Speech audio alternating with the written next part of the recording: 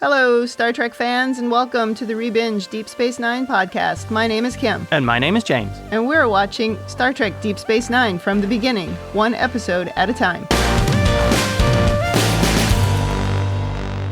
Welcome back to the podcast. Today we are on Season 2, Episode 3, entitled The Siege. This episode aired October 10th, 1993. The final part of the three-parter. Yes.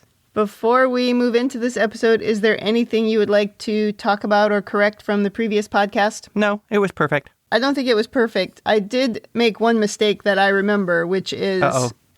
I kept saying, for some reason, I was really stuck on Miles saying that the attack vessels at the end were going to Bajor, but of course they were coming from Bajor to the station. I don't know how I got that messed up, but when they did the recap at the beginning, they repeated it as coming from Bajor, and I went, that's not what he said, and I went back and I watched it. That's exactly what he said. Oops. Also, though, we haven't finished editing that episode, so maybe we'll cut out my mistake anyway, and now I'm just telling you what happened. And what mistake? Really, there wasn't a mistake in the episode. Exactly. The advantages of editing. Right. Well, we get our last time on Deep Space Nine from Waxana Troy again. Great recap. We show the circle graffiti, Kira asking for the runabout to go rescue Lee Nollis, Kira beating up on a Cardassian, Sisko telling Lee that Bajor doesn't need a man, it needs a symbol, and then the big drama of Jarrow introducing Nollis as the liaison to DS9. That was pretty much all from part 1, but then we also get Sisko figuring out that the military isn't supporting the provisional government. Drink! And Jarrow announcing that he is the Circle. And then we see the evil alliance of Vedic Wynn and Jarrow, and we hear about the assault vessels, which are heading toward the station. They're closing in. And now the conclusion. We start in Ops, and Sisko is briefing the Starfleet officers about the evacuation orders. Because they are there on invitation from the Bajoran Provisional Government. Drink! That's already 2 drinks. Yeah. Starfleet feels that there is no choice but for them to leave. He walks through the small group of maybe 15 people, saying he knows they have personal links to Bajor, and he gives some examples, like one of the female officers is engaged to a Bajoran. She looks very sad. And he gives a few other things, like somebody's kid was in a science fair or something. Oh, an award-winning science fair. Right. Sisko says he's going to stay on the station to make sure the evacuation is conducted properly. Then Miles says, well, someone needs to oversee the inventory process. And Bashir says packing up his medical supplies could take quite a while. So everyone is muttering as Sisko smiles. He does give a really good speech, quite inspirational. He's given a lot of those in these 3 episodes. Yes, and he's still got one more to come. Yeah, and in the last episode of Season 1. Yes, he's been on a speech roll. He says, before you volunteer too quickly, understand what you're getting into. We'll be trying to delay the takeover of the station as long as it takes to expose the Cardassians' involvement in all of this. It won't be easy. Jarrow wants our heads. This is your last chance to leave with your families. I don't blame any of you for getting out while you can. Anyone who wants to evacuate is dismissed. Then they all sort of guilt each other into staying. At least that was my read. Really? I thought the implication here was that Sisko was inspirational and this was their home and they weren't going to leave without a fight. Sure, that's the Star Trek read. I just think when it's a group of people and they don't want to be the only person who looks like a coward, they all stick together. Like, oh no, we're going to stay. Oh, okay. But of course, we don't know any of these people. Yeah. They have no names or lines. We don't know anything about any of them. So sure, they're all going to do what Miles does. But they all have very impressive hair. Oh my gosh, there was some really peculiar hair in that group, yes. When Sisko's wrapping it up, the woman to the right of him, most impressive hair of the entire group. Agreed. Yes. Sisko says non-Bajorans won't be safe here, so our children and families have got to evacuate. The Bajorans who worked with us will also want to leave. There's a lot to get done. The assault vessels will be here in less than 5 hours. And he dismisses them. And then we cue the theme song. One thing that's interesting about this scene is it seems to be slightly at odds with what Neela said from the end of Season 1. Where she talked about how Starfleet and the Bajorans weren't interacting. This sounds like there was an enormous amount of interaction. Well, it's possible that it changed after the end of the season, right? Because some time had passed. Yeah, that's true. But I was also wondering, perhaps Neela saw what she wanted to. Yeah, maybe. That she was filtering out the contact between the Bajorans and the Starfleet and going, oh, well, they're not really getting on. I think that's possible. I also think it's possible that perhaps she was a bit of a zealot and maybe she didn't have anybody else who thought like her that she was hanging out with. Oh, that's also a good point.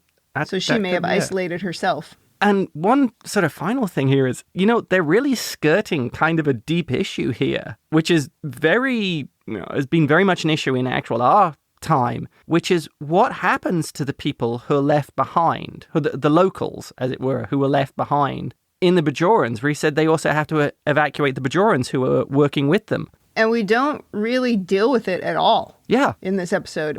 This is really about the only time it gets mentioned. We don't really know what happened. In fact, I think I have in my notes a few times where I ask, what about the Bajorans? What happened to all of them? Yeah.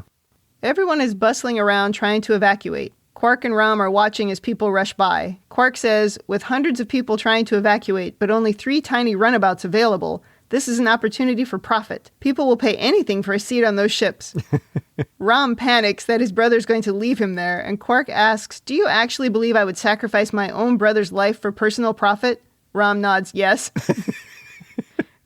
Oh, we've already seen this. Yes. Rom knows where Quark stands on this. Quark says, we're both going to escape, but our bags will be filled with all the gold-pressed latinum we can carry. These two. Yeah. But Rom in this scene, though, was the one who seemed to actually have some sympathy towards the people who were having to evacuate. Yes. He wasn't just purely looking at it from an opportunity to make profit. Yeah. Well, Rom is nicer, generally. Yeah. Did you notice the woman in the very purple outfit at 6:25 getting into the shuttle? I did. Also in the background, Morn, of course, again, at the bar, having a drink. We're evacuating the station. Where else is Morn going to be? Morn goes where the people are. Yeah. And I don't know if you noticed, because it wasn't terribly well in focus, but he appears to be in casual wear. Morn? Yes. He is not just wearing the silver puffy jacket that he's worn. He actually seems to have a little bit of color on it. I think he's in his evacuation clothes. Yeah, but later when he evacuates, he's in his puffer jacket. But it also has a little bit of color on the puffer jacket this time. Ah, I did not. I'm going to have to go back and look. I'm obsessed with watching the Barfly of the Prophets. I understand. Jake and Nog find each other on the bustling promenade. Jake is wearing a very muted tan and brown outfit. He's really kind of gone down in his colors in season 2 compared to what he wore in season 1. Maybe now he's older, he likes muted colors. Yeah. But Nog has this strange purple sweater-like thing on. It's like half a sweater. It's very strange. They find that they are not on the same evacuation ships, but Nog says it'll be okay. He's very positive. He's sure really this will be is. over in a few days and everything will be fine. Nog is being so upbeat about this. It's touching that their friendship means so much. Yeah. And poor Jake, he's so sad, and he says, just when I find a new home and a new friend, it always seems like I have to leave. It's like, aw. Yes. But Nog tries to make him feel better by asking if there has ever been one of your kind and one of my kind who were better friends. Never, Jake says. And if our fathers couldn't break us up, no stupid coup. Jake says, coup d'etat. It's French. Nog says, no stupid French thing can either. That was nice. I love that line. Yeah. He says, we'll see each other again soon. That's a promise. Then Odo comes by telling them to stop fooling about and get themselves to wherever they're supposed to be. He's always the disciplinarian. O'Downer breaks up the touching scene. I know. They hug and they smile and they go their separate ways. I mean, that scene was adorable. Yes. And it reinforced the fact that they are such close friends. I really loved what Nog was saying about nothing can stop us from being friends. He was just so positive. I was really impressed because he's not always that way. Yeah. Well, it was kind of a role reversal. I mean, Jake seems to usually be the one who's very positive. But it would make sense in this scenario that Jake would be struggling because he's going to leave by himself. Yeah. And he's bummed out that he was finally sort of happy in this place, and now he feels like something bad from his past is repeating itself. So it would make sense that he would be feeling a little bit bad. That's and a really that good his take friend on then it. would try to buck him up. That's a good take on it, yeah. Now we go down to Miles' quarters, and Keiko is very upset that Miles is staying behind. He says he doesn't have any choice because Sisko needs him. She kind of snaps at him. I mean, she's just worried and doesn't like him choosing duty over family, but really, that's who Miles is. Yeah. And it's also kind of a bit of a trope in fiction, I suppose, that this person has got to stay behind, has got to defend the base. Well, this is the downside of marrying a hero. Miles says they can't let the Cardis have the wormhole. A bit of a low-level name-calling going on there, which is very on-brand for Miles. Yeah. And they head off to the evac ship, Miles carrying Molly. Well, we've also touched that Miles's background is kind of a soldier. So that would make sense that he's going into this combat sort of mode. Right. And in order to do something dangerous, you have to really feel a connection to the thing that you're protecting or the thing that you're fighting against. And he feels really strongly about fighting against Cardassians. Oh, clearly, yeah. Yeah. Now we go to Ops. Dax has scanned all frequencies to Bajor and everything is jammed. The only way they're going to get through to the Chamber of Ministers is to physically take that UPS pad that Odo swiped from the Kursari vessel right to them. Yep. Getting there will be a challenge as Jaro will be watching for ships and they don't have a runabout available due to the evacuation. Lee Nallis then remembers hiding out some sub-impulse raiders underground at the Lunar 5 base, like 10 years ago, I think he says. Kira asks if one of the evac vessels could drop her off there. Sisko points out she'll be stranded there if she can't get the ship to fly. Then he asks Dax if any of her former hosts had experience with sub-impulse thruster configurations. Tobin Dax, she says, my second host. Barely a sex life and no imagination. This is a wildly inappropriate thing to say at this moment. Who would say that? But she says he knew phase coil inverters like no one else. They all ignore the sex life comment, because they should, and decide that that knowledge is going to come in handy today. Finally, Dax's experience, all those lifetimes actually coming in useful. Yeah. Then Odo drags Quark into Ops, saying he's been selling seats on the evacuation vessels. Where did you get more seats? Sisko asks. Everyone always asks the broker, where did you get more seats? All I can say is it's my business to find preferred seating for a select list of clients.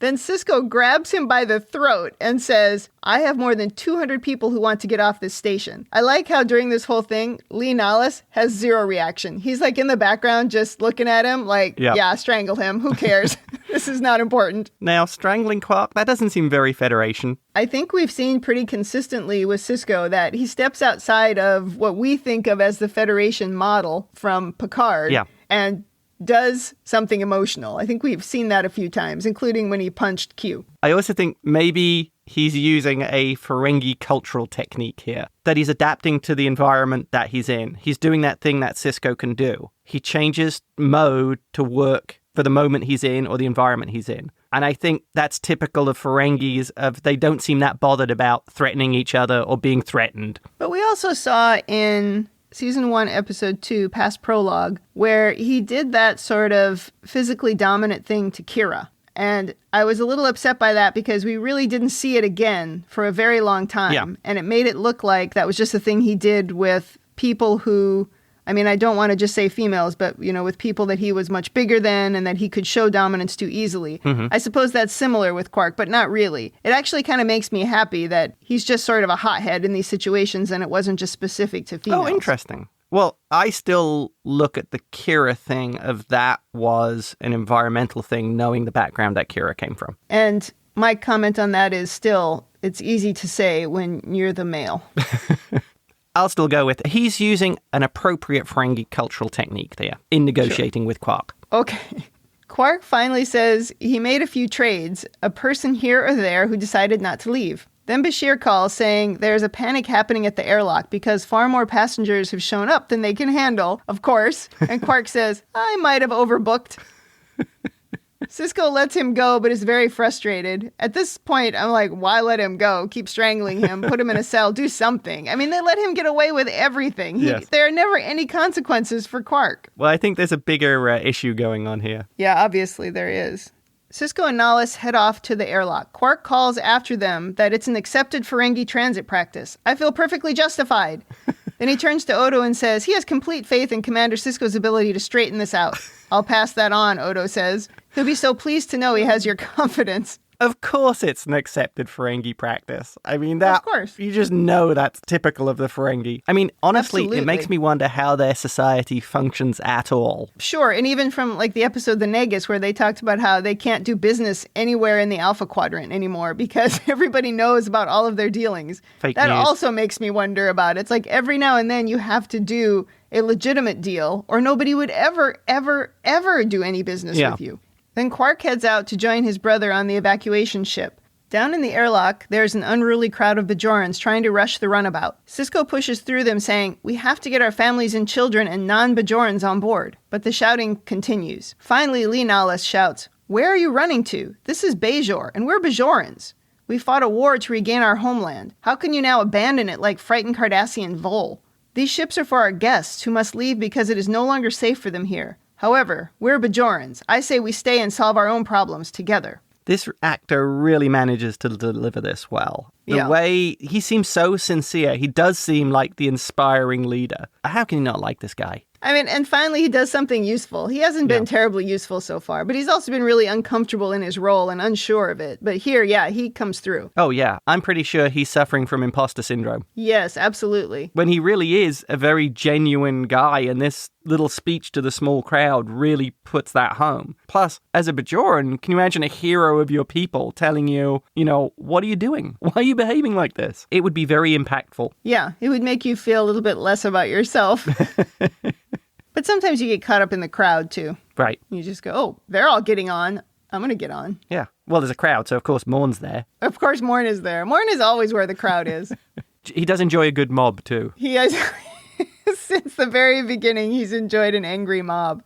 There's murmurs of agreement from the crowd as the Bajorans disperse, and then Morn, Kira, and Dax all get on the ship as everybody else around leaves. Then Jake comes in with his suitcase, and Sisko asks him if he's ready to go. Jake is like, maybe I should stay. I don't want anything to happen to you. Sisko says, that makes two of us. These two just break your heart with how sweet they are. Yeah. Sisko gives Jake a little memory stick and says it's a letter he wrote to him, which is sweet and dark at the same time. Oh, yeah. Do you think he had time to write a letter, or is that just something he always has in his pocket? I assume it's something he's always had. Yeah. Sisko has been in a lot of dangerous situations, so I'm sure it's something he has prepared for Jake in the event of something bad happening, which seems to be quite often. All the time. Yeah. Jake says he'll read it as soon as he gets on the ship. Wait a while, Sisko says, and he takes his sweet little face in his hands. He hugs him and says, I'll see you in a couple of weeks. Miles comes off the runabout and says everyone is on. On the comm, Kira says they're proceeding with launch and wishes him luck. The doors all close just as Quark comes in dragging his big heavy suitcase that's clunking with bars of gold-pressed latinum. Bashir says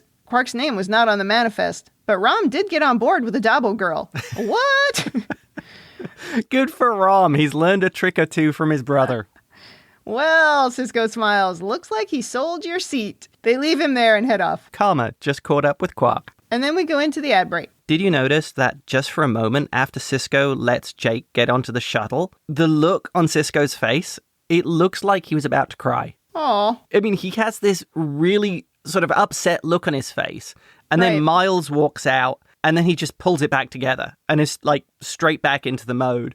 I thought it was a nice touch, and it was, another great insight, I thought, into the character of how he can put his emotion aside and just carry on with the job that needs to be done. Yeah, you would have to be able to. Oh, God, yeah. I guess a little time has passed because the runabouts are gone, and we see the assault vessels have docked at the station. I love the space effects. Then we see some armed Bajoran dudes in lavender uniforms come in through the airlock doors. And I hate to say this, but those lavender unis are not very threatening. They have very serious looks on their faces as they spread out, but those uniforms, they're just too cute. They don't look menacing. Well, what's funny about that, though, is can you imagine things like that in this very wide world with different cultures and races and so on? Yeah. Of different colors and things like that might mean very different things. They True. might be saying, well, we're wearing purple because, like, the most deadly snake or the most vicious animal on Bajor is purple colored. So, we're wearing this color so it'll frighten our enemies. Whereas, people on Earth would go, oh, what a beautiful lilac bush. Yes, it looks like a flower. So pretty. Steven Weber from Wings fame at the time of this show jumps through the airlock and shouts, clear, saying no resistance at all to General Krim as he walks through the door. Well, the Wings guy says, Jaro was correct. The Federation has tucked its tail between its legs. Then we see them coming into the promenade, and Krim wonders where the Bajoran officers who were working with Starfleet have gone. The place is deserted. Where's Lee Nollis? He wonders out loud. These are great questions, Mr. General. The Wings dude says, perhaps they knew this old station would never withstand a siege and they abandoned it with Starfleet. General Krim says, the most strategic position in the entire sector at the mouth of the wormhole. Had I been a Federation commander, I would not have abandoned it so easily. Yeah, he doesn't seem convinced. Now we get a close-up view of Steven Weber and his slicked back hair. He looks ridiculous. He's not threatening. He looks like he just stepped off the wing set and slicked back his hair. Maybe this is just me, but he looks silly. Maybe he was just available and walked across the lot. Maybe. I did notice the Bajoran military doesn't seem to have any qualms about using women in combat. True. Also, you actually got to see different Bajoran races. Yes. We go up into the vents, and we see Sisko, Miles, and Lee Nollis looking down on the invaders quietly hiding in the shielded conduits. Then we go to Dax and Kira, and they're on the abandoned lunar base and are entering a cave that is filled with giant spider webs. Kira says, "Can you believe a year ago I was living in a camp like this?" Dax is not loving the spider webs, and she says, "Trills are very allergic to insect bites. The biochemical connection between host and symbionts can't tolerate it." Then she shouts, pointing at something, "Is that a spider or a dog?" And it's a gigantic spider that's skittering away. And Kira says, "It's a palaku. The Bajoran moons are full of them." Dax is like, "I suppose you kept them as pets." Kira laughs. "No, we ate them." Dax is not thrilled with this whole thing. Kira is wearing her uniform here, but Dax is not. Did you notice that? Yes. It seems like all of the Starfleet folks changed out of their uniforms when they decided not to evacuate. Yeah, they're all wearing civilian uniforms. So, in theory, does that make them terrorists? I don't know. Then they find a rusty little vessel in the cave, and Dax wonders if it will fly. "I've seen worse," Kira says as she knocks the spider webs off of it and opens it up. I love how skittish Dax is about all the spider webs. I would be the same way, because that stuff is gross. It sticks to you, you can't get it off. Well, it's very good motivation to get the ship working. That's true, and get out of there. As Kira ducks and climbs in, Dax says the Bajoran resistance must have had a lot of short pilots. "No," Kira says, "short engineers." She says they were always building these things without thinking. "Oh, that's encouraging," Dax says. "Just bend your knees, you'll fit." They squeeze in, Kira in the front and Dax in the back. Kira has to pull the lever a few times to get the door closed. She fires it up, saying the real trick will be to fire up these thrusters. It was hard enough to get them going when they were being used every day. Dax opens up the back panel, saying she'll get them fired up because she has no intention of getting stuck on this moon eating palakus. Those giant spiders are things of nightmares. Yeah, and that was a really big spider. I love that she asked if it was a spider or a dog. That was hilarious.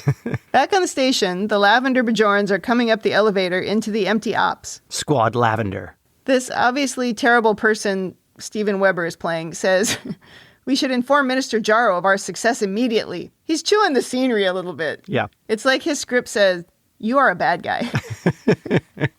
General Krim says, "You're too eager to receive his plaudits, Colonel." Yes, he has that not-so-subtle suck-up quality. I'm going to call him Colonel Wings from now on because we don't know his name, but we know he's a colonel. That's a good name, Colonel Wings. Colonel Wings looks like his ego is bruised, so he immediately calls his dad Jaro.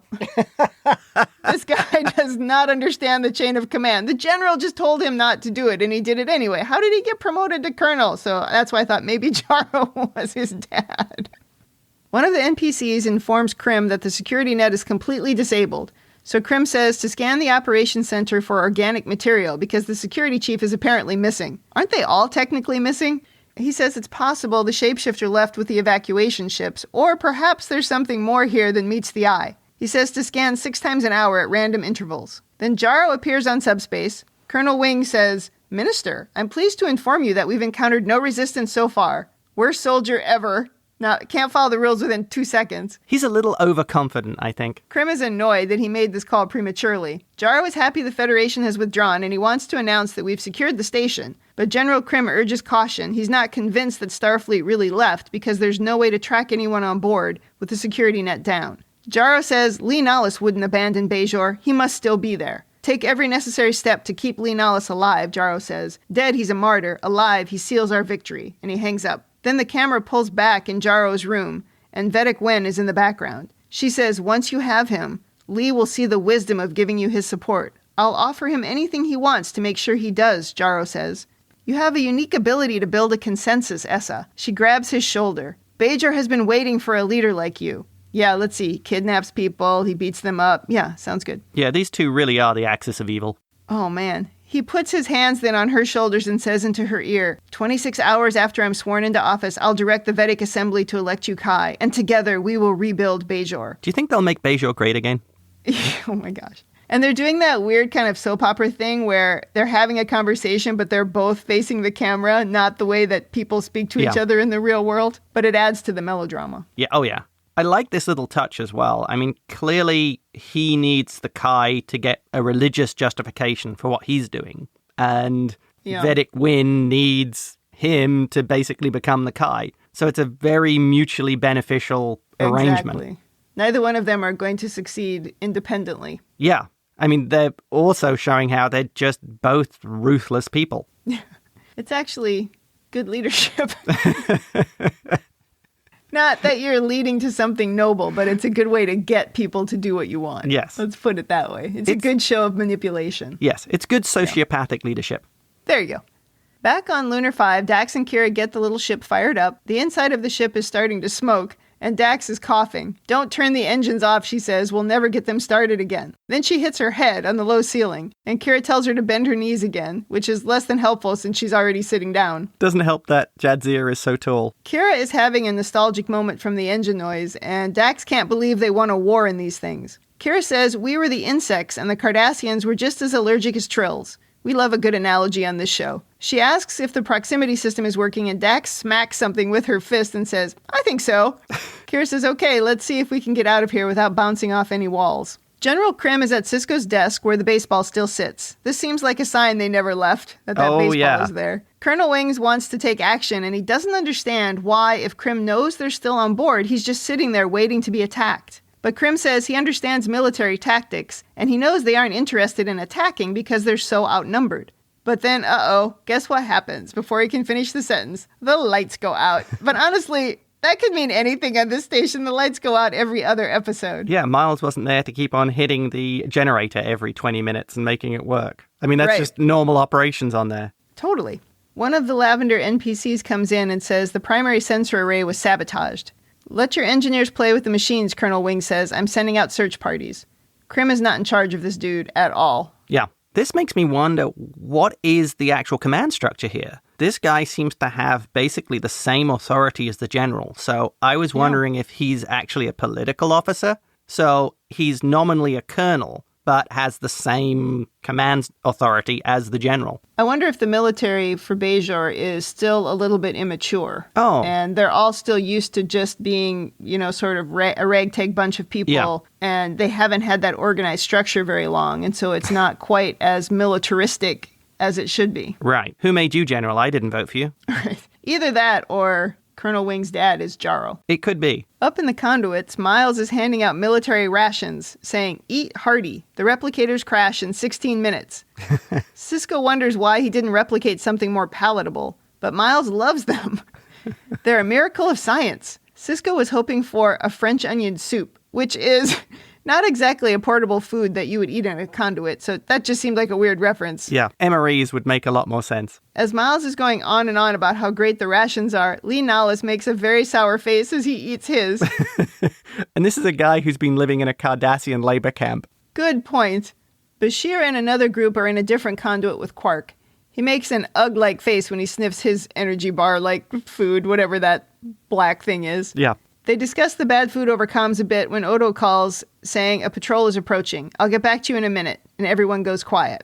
And below in the dark, we see Lavender soldiers on the hunt. Why wouldn't you assume that they were in the conduits? I just think that's so strange they didn't even think of it. I know, right? That would be like the first place I'd look. Right. Maybe they don't have good schematics of the station. Perhaps they, it was a rush for them to get there and they actually didn't go well prepared. Which again would be a clue about the military being a little bit immature. Odo then oozes out of a wall partway, and he lets the team know that a 5-man unit is about to begin a search of the cargo deck. Bashir says that puts them closest to me. Bashir at this point has what looks like a water bottle in his hand, like something he picked off of the food services table and wasn't supposed to be in the shot. Miles then wonders if they should send someone who can help Bashir, like Lee. Sisko says, "No, I need him here with us." And he calls Bashir back and says, "You know what to do. Use deadly force only if necessary." Okay, this explains something I was thinking. Why didn't they let the Bajoran forces get on board and then just vent the place? I see, because Sisko says only use deadly force if necessary. Because, they could have gassed him. They could have done all kinds of things. Yeah, I'm guessing he just doesn't want unnecessary casualties. Sisko is too nice a guy. Well, but if you look at the situation, they figured out that the weapons are coming from the Cardassians, but nobody knows that. So I think he's not seeing really that there's a bad guy. But at the same time, Jaro, no matter where his weapons are coming from, is trying to overthrow the provisional government, regardless of who's supplying the weapons. He's still doing that. I guess Sisko doesn't want to cause any Bajoran casualties because then it will be like, oh, you're just like the Cardassians. You don't hesitate to kill Bajorans if they get in your way. Well, there's that, but there's also the fact that right now he does not have Starfleet on his side. Starfleet told him to get out. Yeah. So he's acting independently. So then it would make even more sense that he doesn't want to kill anyone. Agreed. In the cargo bay, the Lavender soldiers are poking around. When Julian shouts, "Don't get too close to that, it's thorium isotope," and then he kicks out a ceiling panel, and somehow nobody fires, which I thought was strange, and people pop out of the containers and they capture all of the Lavender soldiers on this patrol awfully easily. I think because they were totally surprised, and as soon as the soldiers reacted, they had guns right in their faces. But they shouldn't be surprised because they're looking for people hiding out. They sent the B team to the station. Or the C team with Commander Wings. Colonel Wings. Yeah. He calls Sisko and says, "Mission accomplished. We have our first 5 prisoners of war." This is that Wild West stuff that Bashir was looking forward to in the first episode. I think so. Right? Sisko looks happy and he winks at Miles, who is surprised Julian didn't honk it all up.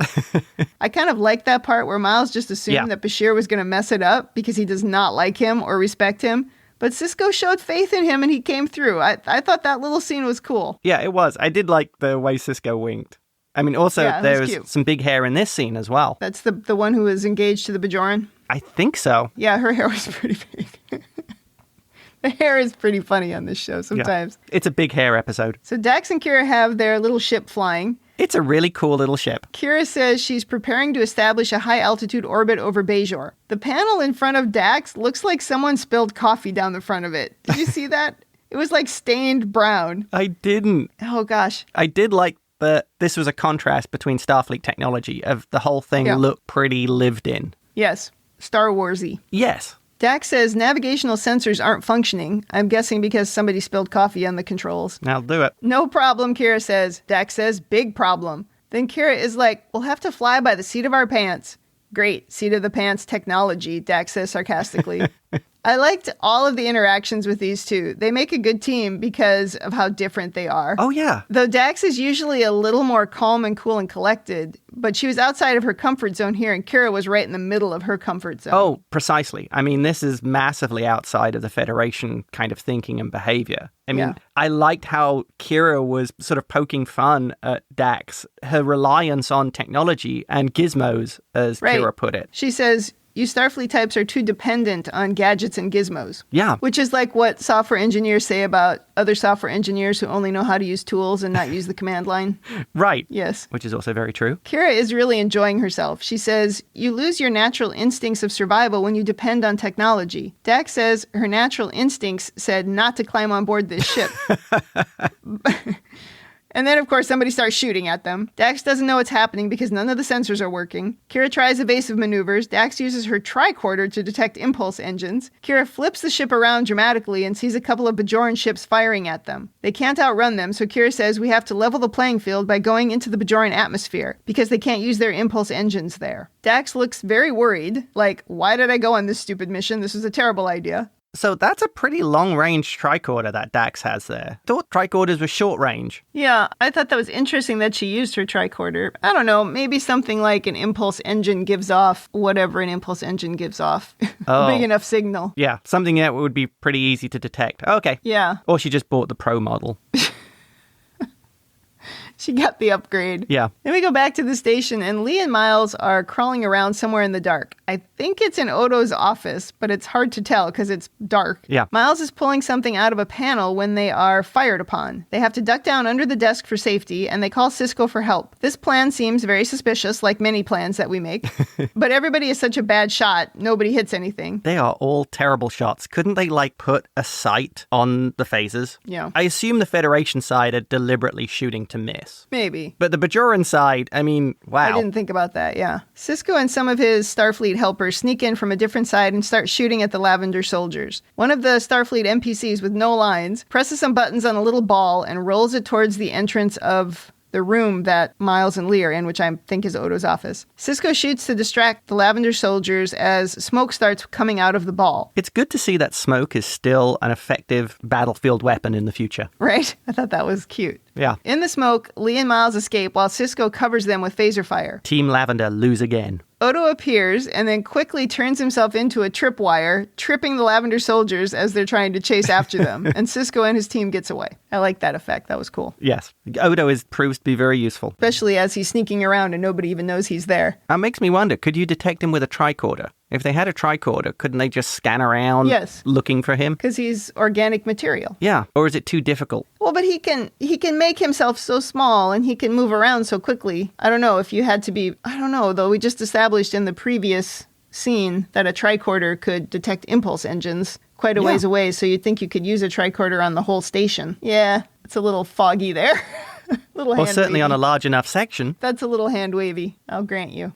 Down in the atmosphere, Dax and Kira are still getting shot at. She says the problem is the guys flying those other ships used to fly these little ships, so they know a lot about them. Excellent. She is pointing out exactly what I was thinking. Yeah. They have phasers, but no way to aim. No problem, Kira says. Oh, with the seat of your pants, Dax asks. Not with your pants, with your eyes, Lieutenant. Just point and fire. This was adorable. I love that. You fly, I'll shoot, Dax says. Hang on, Kira shouts as she flies straight up, and Dax looks like she might vomit. Then Dax fires a few times until she hits one of the ships. One ship down, but the other fires on them, hitting a plasma conduit and impacting their thrusters. And Kira says they need to land, and there's no time to find a safe spot. Kira just puts her head in her hands in a crash pose, and Dax does the same, and down they go. That was a short-lived battle. There's been a lot of crashing on this show. There has been. Yeah. Back on the station, another Lavender patrol with Colonel Wings is looking around in Quarks. They find one of the holosuites is in use, and they all head in like morons. No, they don't even leave anybody on the outside. They all go in. Is this like the oldest trick in the book? Sisko, Miles, and Lee Nallis are in there, but when they go for their weapons, the door shuts behind them, and the holographic images all disappear. And Sisko comes on the intercom and says, please listen very carefully. The Bajoran idiots all point their phasers at the ceiling, like he's talking to them through the ceiling. They are not very smart. Shoot the speaker. Oh my gosh. Okay, so we've proved it's the F Squad. Totally. I think it's because they're being commanded by Colonel Wings. Oh. He clearly thinks he's way smarter than he is. Sisko says the Cardassians are supplying the weapons for the coup. Ridiculous, Colonel Wings shouts. No Bajoran would ever accept help from them. Jaro doesn't know, Sisko says. The Cardassians are using the Krasari to deliver the weapons to the Circle. That's a Federation lie, Colonel Wings says. But Sisko says the proof is on the way to Bajor. Once this evidence is presented, the coup will end. We don't want to fight you or hurt anyone. Your officers will be our guests for a while. Then they beam Colonel Wings back to Ops. I imagine for him to deliver this message to Krim. Although if they're able to communicate into the holosuite, why can't they communicate into Ops? I assume that was just they hacked into the holosuite locally. Okay. When Colonel Wings appears in Ops, Krim says, Day, what the hell is going on? I think that's the first time they said his name, but Colonel Wings is his name from now on. Yeah, agreed. He says he was taken prisoner, and the Federation is behind all of this. Krim wonders why Sisko let him go, and Colonel Wings just makes up a story that he promised them amnesty, a promise he had no intention of keeping. Oh, so he's lying. He just made that up. Do you think that he just doesn't believe Sisko, that it's fake news? Yeah, he thinks that's all lies. I think he said that Sisko said nothing of consequence, and I believe he meant that. Oh, okay. Then the security net comes back online, and Krim says, scan for their communication devices. Not picking anything up, the NPC says, and Krim realizes they must be in a shielded location. Colonel Wing says the conduits are shielded by duranium composite, which is a useful fact you could have brought up earlier. Or the fact there was conduits on the station. Oh my God. Then that's where they are, Krim says. I mean, duh. God, these guys are dumb. Then we go back down to the planet in what appears to be a bit of a jungle, and Dax is crawling around. Kira is badly injured and not moving. She gets hurt in every crash landing. Dax is like, we can't stay here. They're looking for us. Kira says to just leave her and get the evidence to the provisional government. Drink.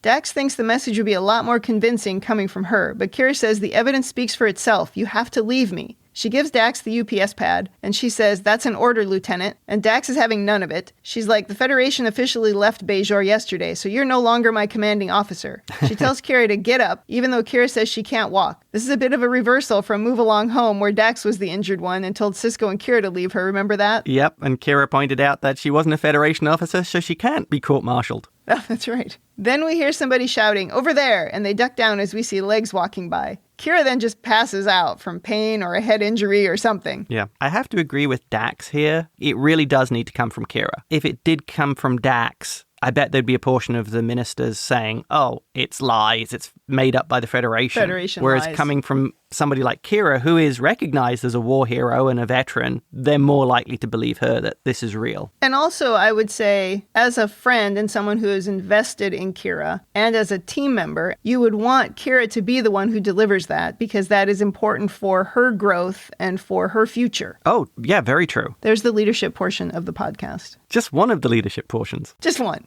We're doing this thing that we always do when we get towards the climax of one of the Deep Space Nine stories, and we're flashing back really quickly between all the different things going on. Back on the station, Lee and Miles are crawling out of a conduit. Odo calls saying he hopes they aren't on level 5 because they are about to gas the conduits on that level. Sisko says they're on level 3, and he looks at Miles, and Miles says, oh, well, that's a good idea. It's the kind of thing I would have done.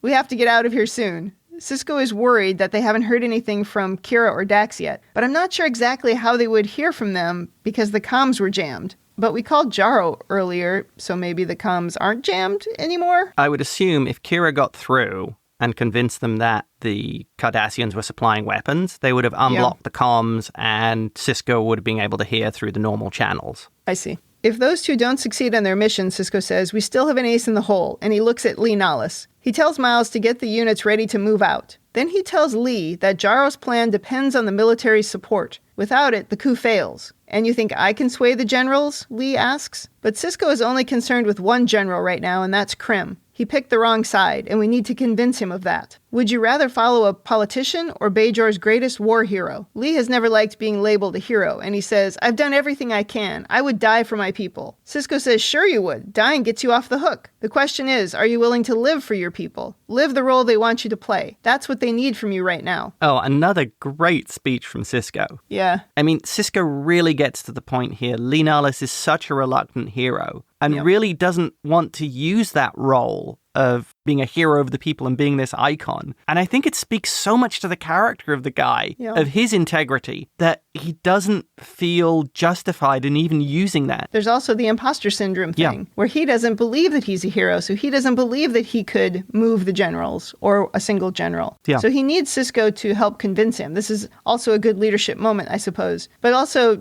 just in general, there's a long Star Trek history of speeches by captains that change the course of everything. Right. Kira gasps, waking up suddenly. Vedek Bareil is in the room, and he tells her she's safe, and that the entire city saw her ship go down. Someone from his order found them. She asks about Dax, and Bareil says she's fine, she's changing clothes. We've got to get to the Chamber of Ministers. She climbs out of bed and then kind of falls, grabbing onto him. Careful, he smiles. You just had a broken hip mended, which is probably why she passed out. Ow. That's my only comment on that one. She asks how long she's been there, and he says 6 hours. We have to get out of here, she says, and she starts limping towards the exit, very determined. Oh, yeah. She is not going down without a fight. I love it. And the whole left side of her uniform is like burned up, and there's a big hole in it. Yep. Yeah. Then Dax comes in, dressed all in Vedek robes like Vedek Wynn. She's like, oh, you're up. Put this on, and starts putting a similar outfit onto Kira. Bareil says only members of the religious orders can travel safely through the streets. He says that he'll escort them. This is when I realized that was the outfit that Dax had on in Kira's migraine vision. Yes.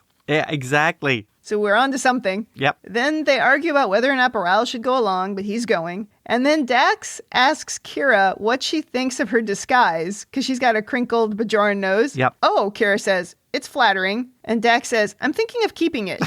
Dax is so quirky. She is the weirdest character sometimes. Yep. She just says these weird things in these, really intense situations. She's very entertaining. I think they're starting to build the character that she has these sort of goofy side, that is very smart. She has all this experience and ability, but also has this sort of funny, goofy aspect to her. Yeah, I would have to say this is my favorite version of Dax so far. Yeah. And, we're 22 episodes in. Well, they really struggled with that character early on, of just badly written what to do with her. Well, they've struggled with a lot of characters. Yeah. And I think Bashir shows his best, up till this point. I think Miles shows his best up till this point. Dax shows her best. Yeah, we're getting somewhere. Yeah, agreed. Now Bashir is yelling at Quark, who is slow to get out of the conduit because of his heavy suitcase. He tries to claim it's his personal mementos, but Bashir is like, yeah, right, it's gold-pressed latinum. And Quark says, who told you? And Bashir says, your mother did, the day you were born. And then Quark gets all mad and crawls up to him and says, never make fun of a Ferengi's mother. Rule of acquisition number 31. But the full rule also includes insult something he cares about instead. But Quark doesn't give the full line. They might not have written the full line yet. Oh, maybe. Then Sisko calls saying they're in position. He tells Bashir to make as much noise as you can before you surrender. Bashir says, we'll make them think there are 200 of us instead of 20. Quark finally starts to leave his suitcase behind, but then he ends up going back for it. He just can't give it up. In Ops, they're about to move on to flooding level 3 when the NPC says the enemy has attacked their position in airlock 14. Colonel Wing sends all security units to airlock 14, thinking they flushed them out. Krim wants a visual, but of course the surveillance cameras have been sabotaged. Both of the cameras? We keep on complaining about how they don't have any. Yeah, right. Then they get a call that the enemy forces at airlock 14 have surrendered. Bring the leaders to me, Krim says. He looks confused before he heads back up into Sisko's office. Once he's in the office, Sisko, Miles, Odo, and Lee Nollis are there with phasers pointed at the general. And Lee introduces himself to the general. Like, maybe you've heard of me. I thought that was great. That was a nice touch. I like the way the actor plays Lee as this very understated character. Yeah, he's really good. Very calm and just sort of pleasant is the only way I can describe it. Yeah, he's really good. I like it. He's very down to earth. Yeah. Back down on Bajor, Kira, Dax, and Bareil enter the Chamber of Ministers, removing their robes. Well, not Bareil, but the other two. Jaro sends the guards to grab Kira as Vedic Wynn says, "What is this blasphemy?" Her favorite word. How many times has she said blasphemy? She is awesome. Yes. Kira says, "I'm Major Kira Nerys, and I've come with proof that the Cardassians are behind Minister Jaro's attempt to take control of the government." Vedic Wynn looks suddenly concerned and also not thrilled, and she distances herself a little bit from Minister Jaro. Oh, yeah. She appears to jump ship very quickly on this one. Do you think she knew the truth, or she suspected it, or do you think that she's just such an opportunist that when this came up and appears to be true, she's immediately onto, oh, he's a traitor? That's a very interesting question. I don't think that she knew what was going on, but I think she's always prepared, A, to lie, and B, protect herself. That's what I assumed. I assumed it literally was just a political move. As soon as she saw the winds changing direction, she is 100% in the other camp of, oh, I can't believe he did this. Yes. Very much a survivor. For sure.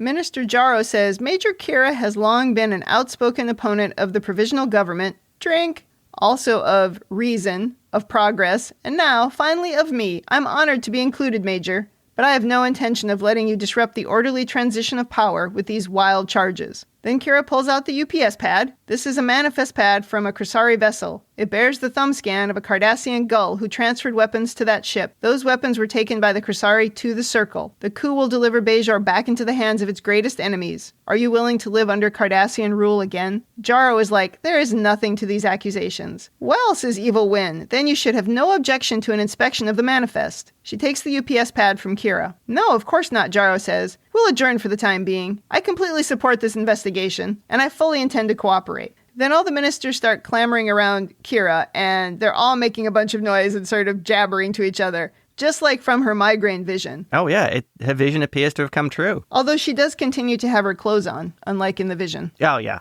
I was going to say, is there going to be naked time with Bareil in the next scene? Not in this episode. Back in Ops, General Krim is waiting as the elevator comes up with Colonel Wings, Bashir, and Quark. I'm not sure where everybody else is that they captured. And I didn't think Quark was one of the leaders.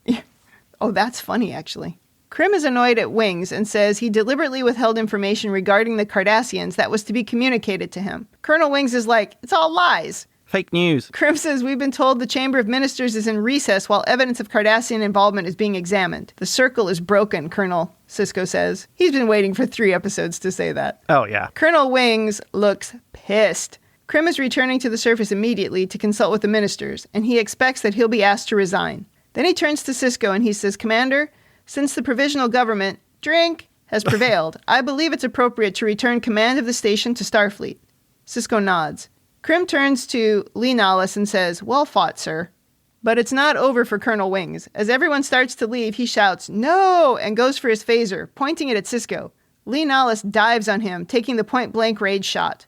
Colonel Wings throws him off, but before he can get another shot off, Odo grabs him and his phaser. Sisko runs over to Lee, who's on the floor, smiling, and he says, off the hook, after all. Which was a very annoying cliche, to have the guy say something witty as he dies. That is just one of my least favorite tropes in all of fiction. Yes, it is. Sisko is bummed. He was just starting to really like that guy. He dies a hero, though. I wish we could have gotten a good look at Sisko's outfit in this episode. It looks really cool, but it's dark in every scene, and you can't really see it. Because he's got, like, a cool jacket, and he's got these cool boots, but we never really see it. Kira is back on the station. Her uniform is repaired, and she is sitting at Quark's bar. She is desperately sad. She says somehow you figured now that he was here, things would be better. You know, he'd find a way to make things better because he was a man who could do that. A great man. I wish I knew where we could find others like him. Major, Sisko says, there are heroes all over Bajor. I'm sitting with one now. That's the truth. She risked her life multiple times. Yeah. And she's shown more intent than Lee Nallis in terms of what she was going to do or willing to do for Bajor. Yep. But at the same time, she took inspiration from the legend, which Sisko has pointed out all along. So yeah, which is arguably arguably the more important thing. As Sisko points out to him, he's an icon for the people. Right. Sisko, again, does that sort of quiet voice speech to her and delivers it, wonderfully, trying to help a friend as much as anything. All Kira's heroes get killed. Kaiopaka, now Lee Nallis. Right. The people who've been the icons of her life are falling in front of her. It's true. She says, I'm sorry, I don't feel like celebrating tonight, and she excuses herself. Miles leans over to Sisko and says, listening to Kira talk about all he was, all he did, all he was going to do, she makes him sound like he was larger than life, like he was some kind of military genius. But the Lee Nallis I fought with, Sisko interrupts him. Chief, Lee Nallis was the hero of the Bajoran resistance. He performed extraordinary acts of courage for his people, and he died for their freedom. That's how the history books on Bajor will be written, and that's how I'll remember him when anybody asks. Yes, sir, Miles says. Then Dax calls saying the Ganges has docked, and they both head off to meet their respective families. Sisko grabs Jake when he sees him, both of them very happy. The end. Oh, great ending. The war is over. The families are reunited. Yep. And Jake and Sisko seem very happy to see each other. Oh, yes, nice they did touch. seem very happy. Okay, well, let's talk over-analysis. What have you got? There's a lot to analyze. There's lots of things to over-analyze in this one. Yeah. I assume the circle is completely discredited as well as broken because a member of the circle killed one of the great heroes of Bajor. How can you be a patriot and kill the hero of your people? I assume that's why it would lose any real support. Yeah, I really worry, too, about the Bajoran military at this point because they had leaders. Yeah. And those leaders all made bad decisions to follow the circle, or at least some of them did. Yeah. And now you're going to end up promoting people who aren't ready into those higher positions. And I think they're going to be thinned out even more than they already were. Oh, yeah, that is true. But also, that's a lot of times when people really step up. Yeah. I think the biggest question now is how much did Jarrow know? Did he know where the weapons were coming from? Did he not want to know? Yeah, was he not asking enough questions? He was Yeah. just getting his hands on the weapons. I wonder, was he really a patriot, or was he just a power-hungry despot in league with the Cardassians? We don't really get an answer to that. People say, oh, he hated the Cardassians, he fought against them. Do we really know that? I like that because it's something that's left open. Yeah, we don't know that. And also we know that he did employ some Cardassian techniques when he was interrogating Kira. Right. Although he always kept his hands clean. Right. I think it could go either way. Yeah. I lean towards him deliberately not knowing where this stuff was coming from. The It makes plausible sense. deniability kind of thing. I think that when you put him together with Vedic Wynn, it's such an interesting partnership, those two. Yeah. They both seem to be about Bajor for Bajorans. Yeah. I don't think either one of them thinks that it's all about themselves and that they're trying to get themselves into power. I truly believe that the two of them think that they're doing the right thing for the people. I think that's true of Wynn. I think she's massively ambitious, but at the same time, she is a zealot and she believes zealot. in a single view of the prophets. But I also think she's an abuser of power. She's an abuser of her religion, for Yeah. sure. And I think we've seen that throughout history. I think Jarrow, I'm not sure. I really don't know. It could go either way. Yeah. Well, one thing's for sure. Yes. Frank Langella was amazing. Oh, he was outstanding. I mean, he was so outstanding. Yeah, he really carried that role. Totally agreed. He was just great. And so was Vedic Wynn. Oh, yeah. Probably no spoilers here, but this actually is the last time we see Frank Langella on the show. That is such a bummer. Okay, what else have you got for over-analysis? Now, another point is, so we know that if the Federation left, the Cardassians would come back. Are the Circle completely blind to this?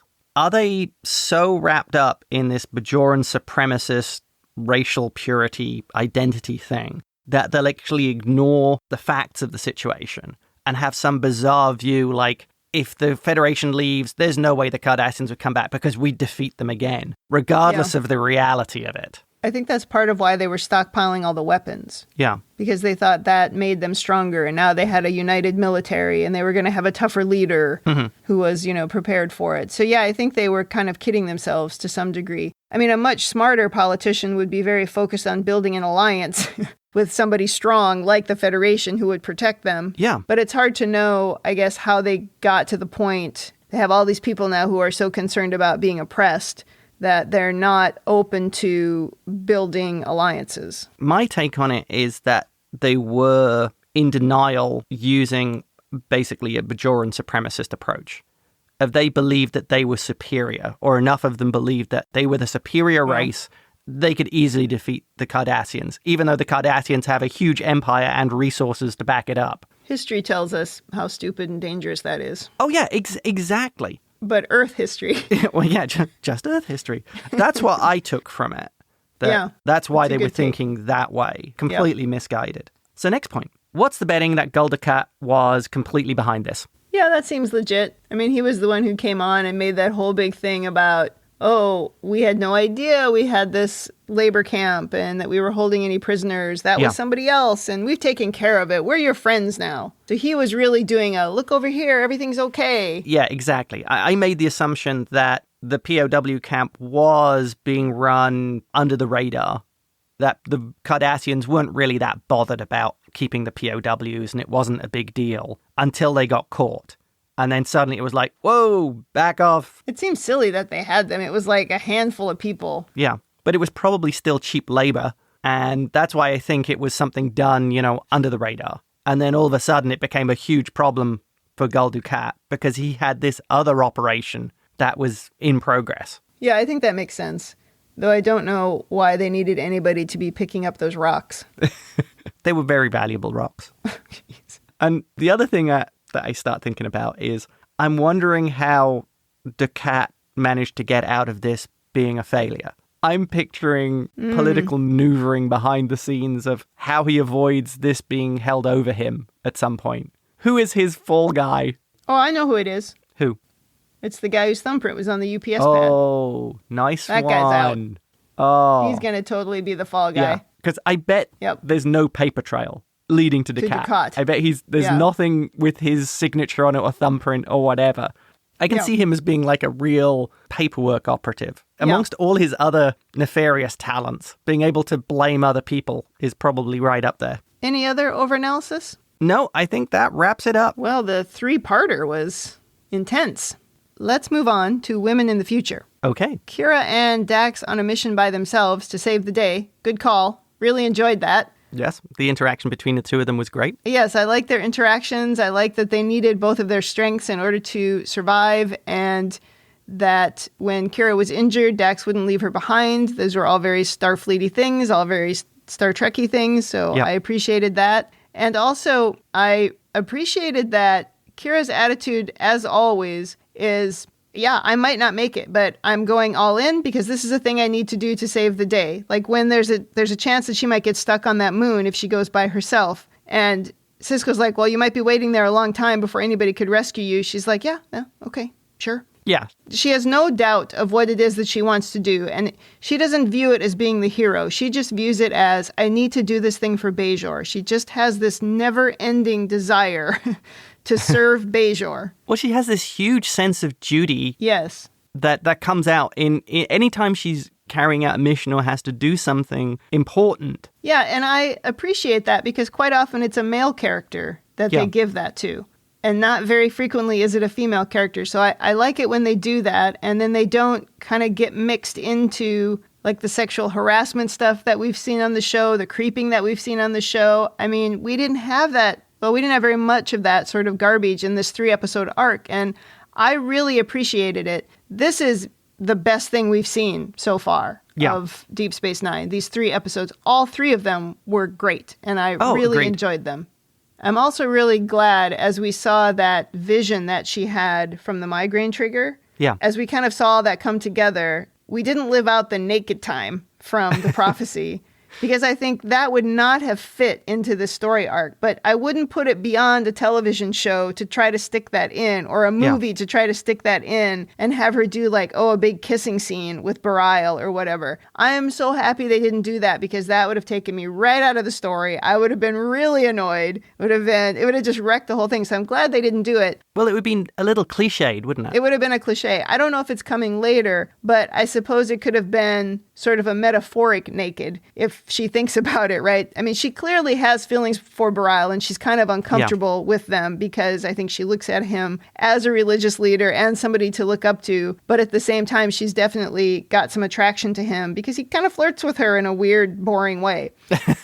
But, maybe this vision was really about her sort of stripping herself, not physically, but stripping herself of whatever other things that she was stuck on and standing up for Bajor in front of the ministers. Interesting. That's a very interesting take. Yeah. What about with Dax and the sort of sense of humor? I think this is the most we have really seen of Dax so far. Yeah. The character of Dax hasn't been developed very well. We had that one episode that was titled Dax, but she had very little part in it. And then we had Dramatis Personae, where she was the sort of airhead. Other than that, we haven't had a lot of Dax. It was really nice in this episode for them to develop her a bit. And she's got that sort of quirky sense of humor, like when she was asking how she looked with the Bajoran nose. But at the same time, she had that thing about she was sort of afraid of spiders or any insects. And she was mad in the shuttle as she hit her head. And she was like bashing on the door because it was broken. And she was really uncomfortable outside of the clean world of Starfleet. And in this world of the sort of rebel world that Kira was used to, she was really uncomfortable. So she they liked ended up her with this sort of odd couple dynamic. Yeah. And I thought that was great. I'm happy to see any character developed. You know that. Anytime. Yeah. They're really starting to round out this character and give us some more characteristics than we've seen in an entire season, really. The women were just a normal part of the story. It didn't matter that they were female. It was great. Well, just team members. And the Bajoran military is clearly integrated. That's true. And also Vedic Gwyn is a strong character. So I can't, even though she's scary. She is definitely a woman on the dark side.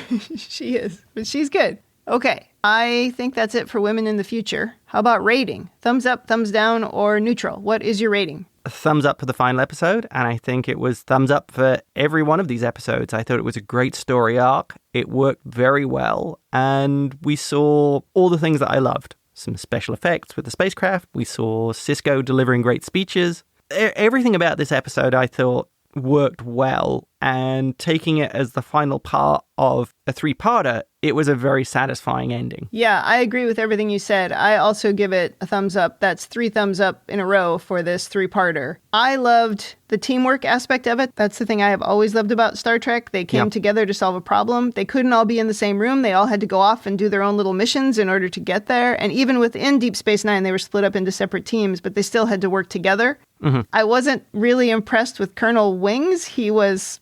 maybe it's because I don't like that actor that much, or I didn't like the show Wings. I don't know what it is, but I didn't like Colonel Wings very much, but he was a character who was needed. Yeah. Okay, I think that's it for Season 2, Episode 3. 3 excellent ones in a row. I think we have a lot to live up to now for the rest of the season, so hope Episode 4 is as good. That's only mildly concerning. I mean, the rest of the season has so much to live up to. That's right. Me, I'll pretty much like all of them anyway, but you're the one that needs to enjoy them. For the first time, I really feel like I'm watching Star Trek. Oh. I think I only had that feeling a couple of times in Season 1, but these 3 definitely felt Star Trek-y to me. So you're starting to see the appeal that the show had for me. Yeah, but we have a long ways to go. Still a Jiffy Lube. It's still a Jiffy Lube. All right, come back next week for Season 2, Episode 4. In the meantime, if you'd like to tell us your own overanalysis of this or any episode, or if you just want to say something nice, please email us at rebingeit@gmail.com or tweet us at rebingeit. Also, check us out on talkthroughmedia.com. You can leave feedback for us there and listen to all of our other awesome podcasts. Thanks for joining us on the Rebinge Deep Space Nine podcast. That's it for me. And that's it from me.